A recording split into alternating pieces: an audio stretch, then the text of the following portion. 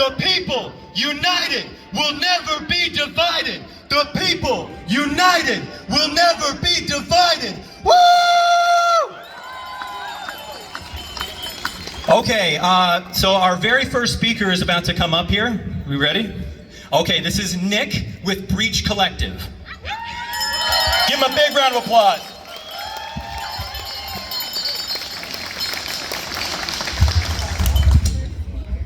Happy International Workers' Day. This is our day as workers. Do you know the history of this holiday in the United States is one that's been split off from the rest of the world? They've tried to disconnect us as workers from our brethren around the world. We need to take that back. And as we fight against fascism in the United States, we need to make sure that our movement is international in its nature. That's what we need.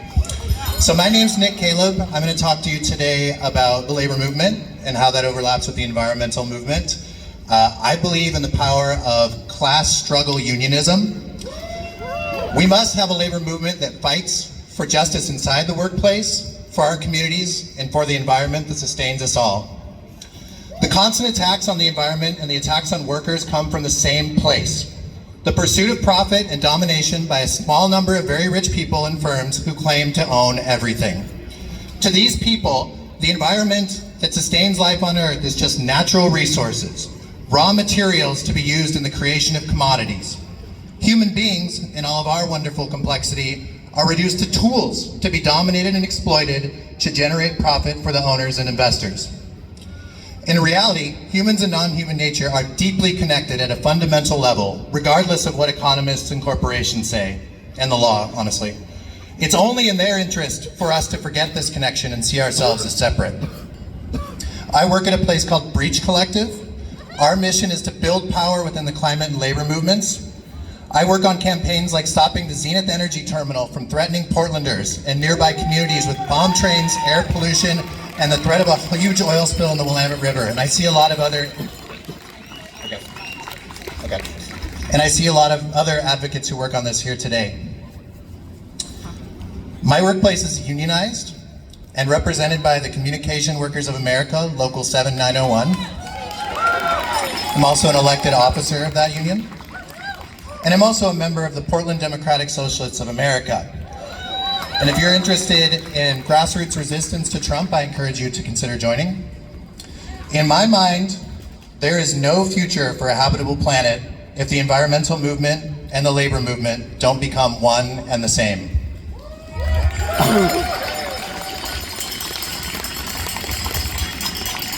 By understanding ourselves as workers in the economy, we can build power together in places where we can exercise the most leverage for change, at the sites of extraction, where power is generated and distributed, where products are transported. By workers, I mean workers who are members of unions and non-unionized workers, who are the vast majority of the working class in this country. Over 90% of our workers are ununionized. I also mean the global working class and people not formally integrated into the economy, because we cannot win without international movements and solidarity across borders. We live in a globalized economy with exploitation and ecological destruction unevenly distributed. Inside of the US and other developed countries, the capitalists want us to see ourselves as only consumers and customers. They want us to think that if we can buy our way into a better world just by choosing better products, but we should otherwise ignore the conditions of extraction and production. Obviously, this is a dead end, but many environmentalists are wholly fixated on strategies that emerge from consumption choices alone. By contrast, as workers, we have the power to withhold our labor and say no. We have the power to stop deforestation. We have the power to shut down polluting facilities and build green industries. We have the power to stop wars and genocides. We have the power to create a world that is caring and sustainable for our children and generations to come. How? By organizing and leveraging power in the workplace. One major source of power is our ability to go on strike and shut shit down. Nothing is more powerful than coordinated withdrawal of labor. Although the tech billionaires desperately want to replace us with robots and AI, they simply cannot do so. Our necessity is a source of power. Another source of power is collective bargaining. Beyond wages in terms of employment, unions can bargain for the common good. For example, the Portland Association of Teachers, a giant of a union, by the way, that you should all support, recently demanded resilience funds to help families pay for rent or utilities in emergencies, so they won't be evicted and have to move schools. They stood up for their students in their labor contract. Unions across the country are bargaining for climate justice in their contracts, like green spaces, eco-friendly construction materials, free public transportation, ending fossil fuel subsidies, and taxing fossil fuels. What might this look like if we had coordinated and expanded this beyond individual workplaces? What would it look like, for example, if every school, hospital, and unionized grocery store in the oil train blast zone in Portland bargained for their employer to take action to protect them from these hazards? What would it look like if unions around the country simultaneously bargained for their pensions to be divested from the fossil fuel industry and weapons manufacturers? We can do this and much more. Will this require strategic coordination? Yes. Will this require much deeper levels of organization to be effective at scale? Absolutely.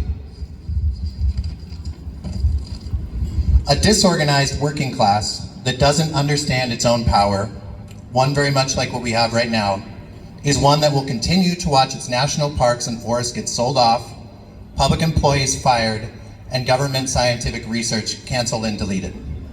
No more. A better world is not going to win itself. It's only going to be realized if all of us step into our power and wrest a livable planet from the greedy hands of the billionaires who are killing us for fantasies of colonizing Mars or whatever stupid shit these creeps desire. Unlike these sociopathic freaks, we fight not only for a better world for our comrades, but for people across the planet we will never meet and the protection of species outside of our own. When we understand ourselves as irreducibly interconnected beyond occupation, borders, race, ethnicity, gender, and species, and we collectively use our power to fight for the institutions that will embody this, we will win. We are the workers, and we will win. Say it once with me. We are the workers, and we will win. Once more. We are the workers, and we will win. Thank you.